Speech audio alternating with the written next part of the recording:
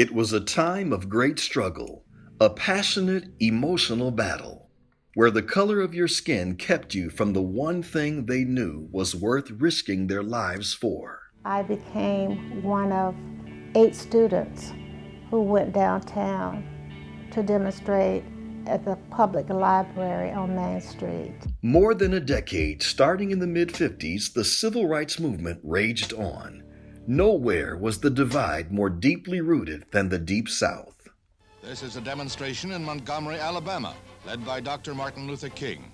In contrast to the violence of many marches, this one is held peacefully. Young people led the movement. In Greensboro, North Carolina, 4 college students held sit-ins at the Woolworth's lunch counter. The sit-ins spread to lunch counters across the country. Joan Madison Daniels, one of the Greenville Eight, describes how segregation affected her community. One lady came and said, "We don't serve niggas." We said, "We didn't order any." It was just something, but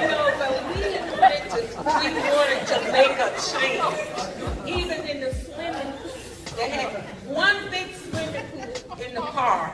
And we would ride through the car, you couldn't swim.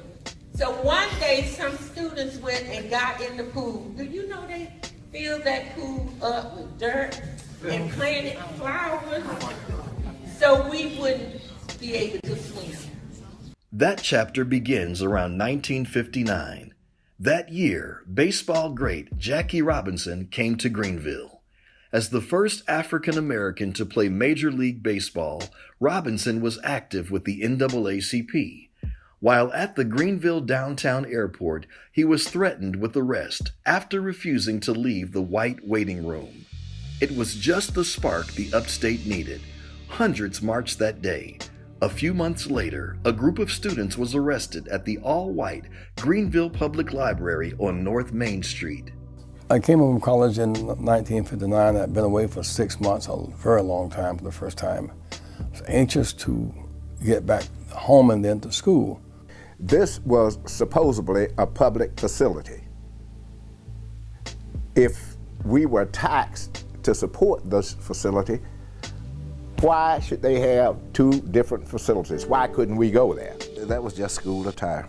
Ben Downs was one of the students taken to jail and part of a group later called the Greenville Eight.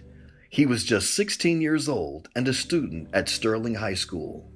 They wanted people who, if we had been spat on or called the big N-word or even hit, set upon, we were supposed to reply in a peaceful manner. Rev.Jackson was one of those courageous 8. I had to do a speech with 25 annotated bibliographies. I rushed to the colored library, and Mrs. Smith said, "I don't have this number of books, but my friend at the Central Library does. So you take the note to her, and I will give her a call." By the time I got to the library, 2 police were standing with her. It didn't occur to me why they were there. I know police don't ordinarily hang around libraries. So I gave her the note. She said, "I'll give you the books in 6 days." I said, "But 6 days is too long. I need to do my work now. I have to write the speech and memorize it, prepare to present it. I need your help. Can I go and get the books downstairs?" No one was in the library but the 2 of us. The police said, "You heard what she said." I then got the message that I was faced with arrest imminently if I did not leave the library. I went out back to the library, and I cried. I felt so humiliated and so brokenhearted that I'd been denied access to those books on a timely basis. Well, I came home that summer from school, and several of my classmates had had the same experience. We met at Springfield Baptist Church in the leadership of Reverend James Hall.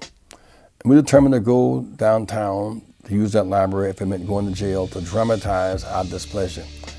And I shall never forget, we got the preparation. If they curse you, don't say anything back. If they taunt you, don't respond. To put a cigarette on your neck, be prepared to take the hit. We must sacrifice for this higher cause. So we went through all the preparation, and then you'll probably be arrested, but take the arrest in stride. It's a fight for dignity.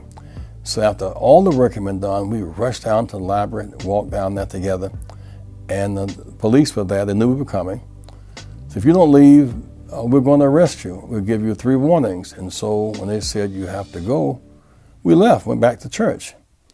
Reverend Hall said, why are you back so quickly? We said, because they said if we didn't leave, they were going to arrest us. He said, I sent you there to get arrested. Go back and go to jail. A few hours later, the Greenville Eight entered the library and began to quietly read books and magazines.